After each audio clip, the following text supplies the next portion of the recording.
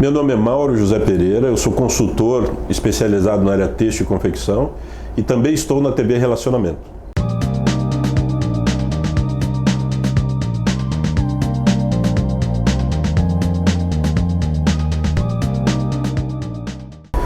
Olá, internautas, iniciamos mais um programa Gestão Executiva e hoje nós temos aí como convidado um profissional categoria internacional, que é o Mauro José Pereira. Mauro, muito obrigado, viu, pela tua presença aqui. Imagina, Tá? prazer. Perfeito.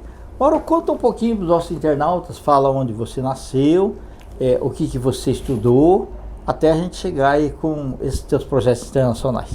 Vamos lá, eu nasci em Belo Horizonte, eu vim para cá, sou mineiro. Eu vim para cá com 2 anos de idade e eu me formei no curso técnico têxtil do Senai, no século passado, né? Me formei, sou da turma de 77. Em seguida eu fui fazer estágio, né? Resolvi seguir a carreira na área têxtil e fui convidado por 2 professores para assumir a empresa de consultoria que eles tinham montado específica nessa área. Eu trabalhei 5 anos na indústria e depois eu fui convidado. Entrei na faculdade, fui fazer engenharia química, né? Perfeito. E no meio do caminho eu ganhei uma bolsa de estudos para fazer um curso de especialização em engenharia têxtil no Japão. Eu fui, fiquei 1 ano. Quando eu voltei, eu já ingressei direto na consultoria. Ok. E faço consultoria até hoje. Bacana, muito legal. O fato de você ter acontecido todos os projetos de consultoria e tudo mais, é porque você já estava bem preparado, né? Como o nosso programa fala aí com muitos executivos, estudantes aí, eu queria que você falasse um pouquinho dessa parte aí. Olha, não cai do céu as coisas. Não, de maneira alguma. Eu acho que além de você estar preparado no sentido de formação, de se interessar em estudar e estar o tempo todo se inteirando do que acontece, você tem que gostar do que você está fazendo. Eu acho que esse é o primeiro mandamento. Eu geralmente quando estou na condição de contratar alguém, a primeira coisa que eu pergunto é se você gosta do que faz. Se não gosta, procura outra coisa, porque você não vai se dar bem. O fato de você estar preparado e gostar e se dedicar, não é? Sim. Te deixa uma segunda questão, que eu sempre considero que não é mais importante, mas também é mais importante, que é a questão de remuneração. Okay. Eu ouvi de um empresário uma vez, eu entreguei uma proposta de consultoria, ele leu aquilo, tal. Eu queria, lógico, discutir lá as condições do dinheiro que eu tinha colocado. Sim. Ele falou, olhou para mim e falou assim, não, essa questão do valor aqui é um problema meu, não é seu. Eu achei interessante, né? Que não é um problema meu, é um problema de quem está contratando. Exatamente. Mas para você chegar aí, você tem que estar muito bem estruturado, né? Você tem que ter credibilidade. E você só adquire credibilidade se você se empenhar, se você se atualizar e se você for um amante daquilo que você faz. Perfeito.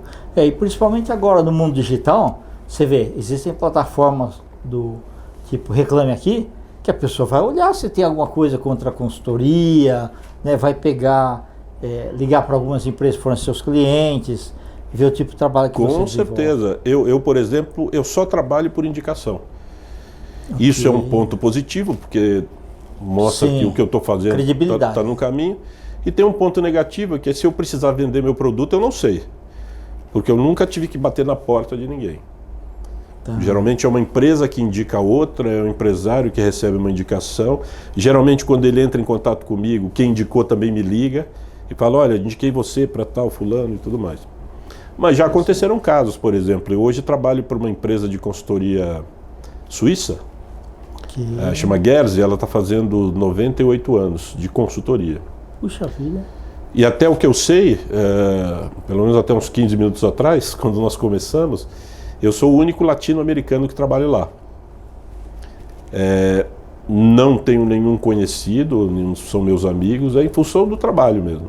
Que bacana. E foi assim, em alguns processos, a gente está desenvolvendo um trabalho em Angola agora, e para que eu fizesse parte do time, você tem que preencher uma série de documentos a despeito de você trabalhar na consultoria. Certo.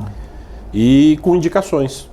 Perfeito. Então você coloca lá as indicações, né? Avisa para as empresas ou para as pessoas, para os empresários, olha, alguém vai ligar para perguntar, então por favor, fale o que você acha, né? E repito, você só consegue isso tendo uma estrutura, vamos chamar assim, uma estrutura acadêmica sólida. Ok. Né? Eu ouvi também de um professor meu numa época que não existe nada mais prático que uma boa teoria. Não é? Então, sem a teoria, você não vai conseguir desenvolver absolutamente nada.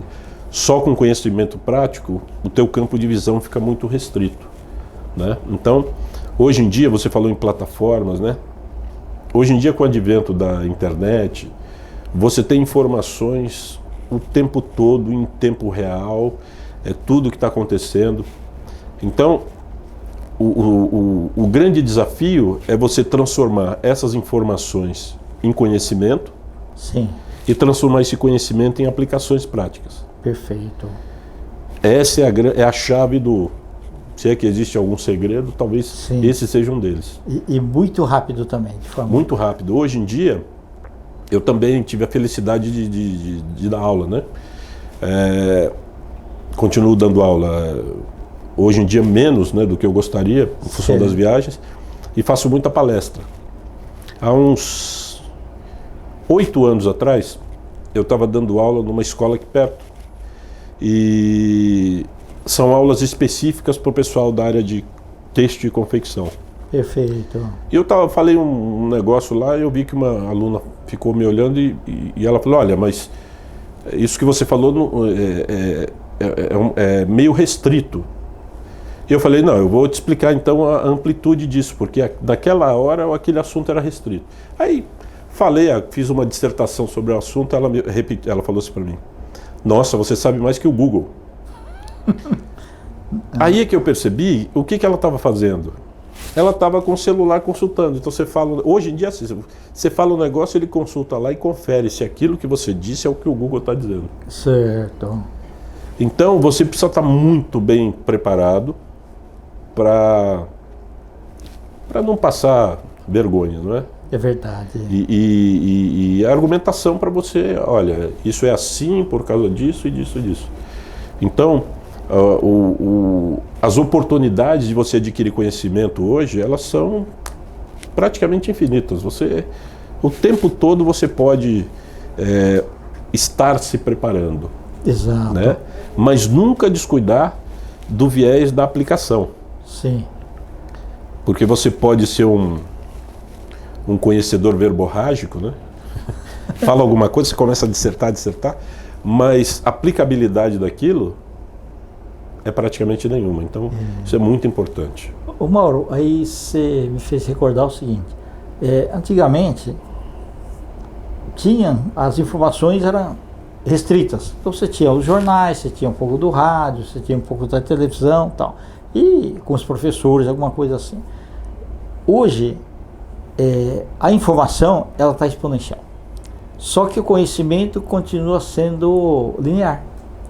Então, para a gente, é difícil você, hoje, né, acompanhar tudo de informação. Mas tem que ir construindo essa base de conhecimento que realmente é muito importante. Com certeza, isso é fundamental. E eu acho que você citou uma coisa que é importante, você não ficar com aquela ideia alucinada de que tem que consultar todos os veículos e tudo, porque você não consegue. Não consegue, está cheio de fake news também. Tem muita coisa ruim por aí. Exato. Mas a grande questão é você conseguir fazer o filtro, né? E sempre aquela regra, né? Bom, essa informação eu consegui entender, então eu transformei isso no meu conhecimento, e agora, como é que eu aplico isso no meu dia a dia? Perfeito. Esse é a grande questão, né? Planejadores, o mundo está cheio de planejadores, porque é fácil, né? Põe no papel, está aqui o planejamento. Ok, Sim. Como é que você sai daqui e transforma isso numa coisa concreta? Essa é a diferença. Sem dúvida. Ô Mauro, conta um pouquinho sobre a tua experiência lá no Camboja. Olha, eu fui convidado para entrar numa empresa de consultoria no ano 2000. É uma empresa americana chamada Werner. Logo depois, um diretor da Werner, em 2009, saiu da Werner e foi para a concorrente, a Gersey. E ele me convidou para ir para a Gersey também. Então, é assim que eu flutuei nessas empresas de consultoria. Final de 2004, me avisaram de um projeto no Camboja. Você nem imaginava assim ir para lá? Olha, existem algumas coisas assim que não se explicam na vida, né? Eu nunca imaginava, mas eu tinha um fascínio pela capital, Phnom Penh. Puxa vida, interessante. Agora, não me pergunte por quê. Talvez resquícios de lembrança da guerra do Vietnã? Talvez, mas eu achava o nome Phnom Penh um negócio assim muito diferente.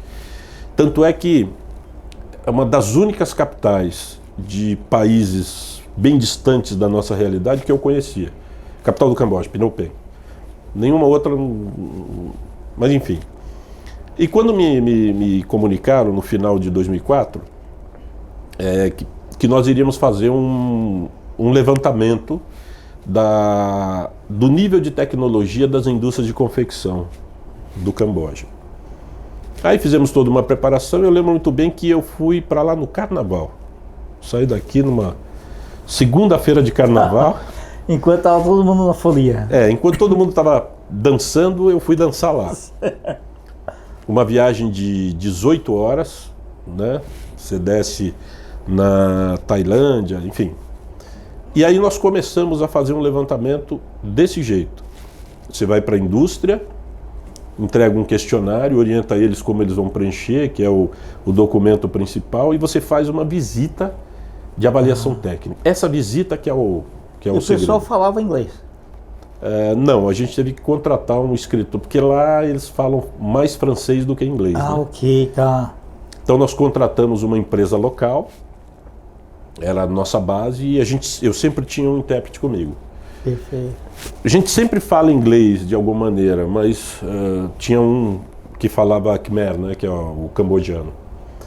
E aí nós fizemos um diagnóstico bem detalhado da situação da indústria, ou seja, o que precisaria fazer para que o Camboja fosse independente nessa área. Isso aconteceu por um motivo. Em 2005, o Congresso americano votou o fim das cotas. O Camboja era um país que tinha cota. O que era a cota? Era a garantia que o produto dele ia ser comprado pelo mercado americano obrigatoriamente. Com o fim das cotas, os Estados Unidos não queriam que o país ficasse à deriva, principalmente porque ele está ali na Indochina, né, do lado da China. Então, talvez não fosse interessante não ter um parceiro forte. Então, ele custeou esse trabalho para que nós fizéssemos o diagnóstico. Eu visitei 232 empresas durante um período de mais ou menos um ano. O diagnóstico foi: precisamos montar aqui um centro de formação de gestores, supervisores cambodjanos, porque a maioria que estava lá era chinês. E uma coisa assim muito... se eu não tivesse participado e alguém me contasse, eu acharia que era uma piada. Os empresários cambojanos, eles iam na China. Quem é a melhor costureira que tem nessa fábrica? Minha Xing Ling. Contratava essa Xing Ling e colocava ela como gerente da fábrica. Ok. Ela não falava Khmer e o cambojano não fala nenhum dialeto chinês. Então você imagina... A comunicação é difícil. Aí o que acontecia? Você entrava na fábrica, você via no meio da fábrica uma mulher gritando, porque ela dava ordens e ninguém entendia, e as pessoas nem ligando para ela, porque é mais uma louca gritando. Isso no começo foi difícil identificar, porque eu achava estranho, mas aí eu comecei a entender, eu falei, não, o que precisa? Formação de gestores cambodjanos. Exatamente. Para falar cambodjano com cambodjanos. Aí nós criamos lá tipo de um Senai de lá. Exatamente. Só que com um nível, digamos assim, bem mais específico. Certo. Né? O resultado disso é que hoje o Camboja, junto com o Vietnã participou, o Vietnã deu uma colada, né, no que nós fizemos. São os dois países da Indochina que mais se destacam nessa área, porque tem produtividade, preço e não tem nenhum subsídio de ninguém. Eles são o que são por mérito próprio. Tem competitividade. Extremamente competitivos. Bacana. E o ano passado, 2018, eu recebi um convite para ir na inauguração. Aquilo que nós montamos como sendo um centro de formação virou uma universidade têxtil. Muito legal. Ou seja, eles continuaram com o processo. Né? E o bacana é que você ajudou a plantar essa semente. Isso foi eu tenho tudo documentado, eu tenho filme, tenho foto, né? Então se você olha a minha cara, né? Porque a gente teve uma apresentação oficial, né? Então todos os políticos e tudo mais, e eu lá, né? Então você olha para mim na foto, você percebe que eu tô contente, mas não estava feliz. Porque eu senti assim, eu devia estar fazendo alguma coisa parecida com isso aqui no Brasil. Porque uma hora eu iria me deparar com uma roupa numa loja escrito Made in Camboja. Ou seja, eu estava formando soldados que de uma certa maneira iriam invadir o meu país, né? O que não foi, digamos assim, não foi nada diferente, porque hoje você tem roupa de tudo quanto é lado aqui, né? E os empresários estão preocupados com outras coisas. É verdade. Agora, esse trabalho em Angola é muito parecido. E é um trabalho dirigido para as empresas. Certo. São muitas indústrias têxteis lá? A Angola tem 2 grandes indústrias têxteis. Desculpa, 2 não, são 3. 3. Tudo gigantescas. Em Luanda? Tem uma em Benguela, tá. Uma no Dondo, ok, e uma em Luanda. Tá. Mas são enormes e estão paradas, as 3. Porque há um conflito entre o governo e o empresário. E a tecnologia precisa ser mudada também, das máquinas, ou não? Ou tão... Sim, porque você tem uma divisão clara. Você tem o têxtil, que é a produção de fios e tecidos, que é a matéria-prima para a confecção, né? Hoje você tem indústrias têxteis que não precisam de funcionário, totalmente automatizadas. Sim. Aliás, isso não é novidade, né? Em 81, quando eu estava no Japão, eu visitei uma fiação que tinha em toda a linha de produção um cara. Nossa. Sabe o que ele fazia? Ele olhava as caixas de fio no final lá. Tinha etiquetagem automática, ele ficava com uma prancheta, ou seja, ele não tinha nenhuma interferência em nada. Saiu o produto pronto? Prontinho. Isso hoje 81? 81. Hoje você tem aqui no Brasil a parte de colheita de algodão, que você olha aquelas máquinas automatizadas já saindo com o rolo pronto para ir para a fiação. Antes você colhia, mandava para um lugar, fazia um fardo, do fardo. Hoje fazia não. Colheita manual. Hoje já não. Tem uma cidade no interior do Mato Grosso que, se você fosse fazer uma colheita manual, nem se você tivesse todas as pessoas da cidade, incluindo crianças e velhos, eles não conseguiriam colher o algodão que plantaram. Porque a produção é muito grande. Muito grande. Então você tem colheitadeiros que trabalham 24 horas, aqueles tratores com a cabine parece um cockpit de avião. Nossa. Inclusive o operador ele tem que ter uma determinada formação. Então você tem essa área agrícola, digamos, que é o algodão, você tem a área têxtil e a área de confecção. A área de confecção, ela se desenvolveu muito, você tem muito equipamento automatizado, mas é uma automatização até a página 2. Porque mesmo que você tenha uma máquina de costura automatizada, você precisa de um operador. Ok, tá. Não existe nada trabalhando sozinho, né? A Tesla está tentando desenvolver alguma coisa, mas eu particularmente acredito que com a tecnologia existente, muito pouco provável que você chegue numa uma automação completa. Ou seja, você cruza os braços e vê lá o produto sendo costurado sozinhos. Porque o tecido ele é muito instável. É diferente de uma chapa de aço que você pega, ela não... né? Ok. Então, muito difícil. Hoje você tem tecnologia 4G, estações de trabalho, mas é muito distante, ainda é muita ficção. Interessante.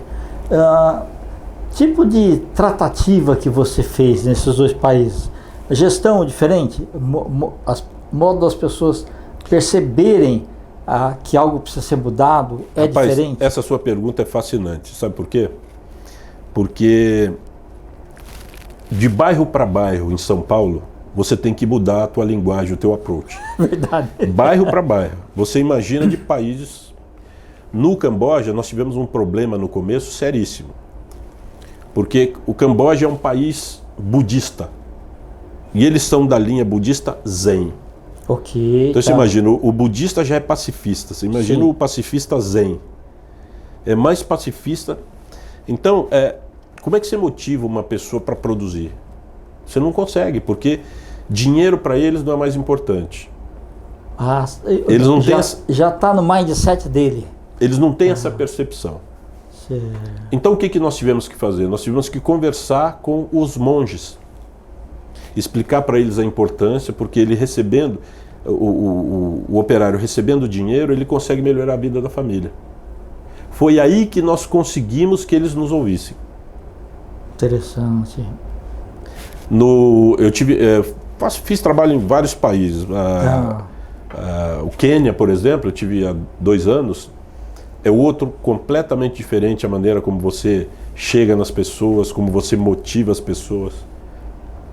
Olha, é uma arte, né? Tratar com as pessoas. É uma arte. Mas eu acho que uma coisa é preponderante. É você, primeiro, respeitar, que a despeito de você conhecer teoricamente mais que eles, porque é para isso que você está lá, você tem que respeitá-los. Exato. Então uma coisa que eu aprendi logo cedo. Como é que chama? Não ser arrogante. Não, mas de maneira alguma. Você tem que entender, mesmo que você encontre uma coisa assim absurda, você tem que entender o motivo pelos quais aquilo aconteceu. E sempre aprenda as palavras básicas, né? O bom dia, o por favor, em qualquer língua. Sim. Porque isso demonstra respeito. E quando você respeita, quando você faz o feedback, por exemplo, você faz uma modificação e no dia seguinte, quando tem o resultado, você vai lá e explica, olha, tá vendo aquilo que você fez, deu resultado e tudo mais. Você tem todos eles trabalhando contigo para você atingir o objetivo. Eu acho que esse é o ponto mais importante. Ninguém é melhor que ninguém em nenhum lugar do mundo. Maravilha. Ô Mauro, nós estamos aí nos instantes finais. Eu queria que você deixasse uma mensagem para os nossos internautas e os seus contatos também, se você quiser. Olha, a mensagem é: procure fazer aquilo que você gosta. Independentemente do dinheiro que vai trazer ou do sucesso que você esteja buscando. Porque se você fizer bem, não estou menosprezando, mas eu conheço um pipoqueiro que ele é fantástico. Porque ele adora o que ele faz. Então a pipoca dele parece até diferente. Sim. Ele está fazendo faculdade e sustentado por um carrinho de pipoca. Então tem que gostar do que faz, principalmente. Eu posso deixar meu e-mail? Por favor. Tá? É mjp, M de Mauro, J de José, P de Pereira, @osite.com.br. Tá? Qualquer dúvida, qualquer coisa, eu estou à disposição. Perfeito. Mauro, muito obrigado. Obrigado eu. E parabéns aí por ser um profissional aí Obrigado. Bem acima da média, né? E que faz com que o nosso país seja bem representado aí nos outros países onde você tem feito consultoria. Muito obrigado. Ok. Internautas, com os agradecimentos a esse grande profissional Mauro José Pereira, nós finalizamos mais um Gestão Executiva. Um grande abraço e até a próxima.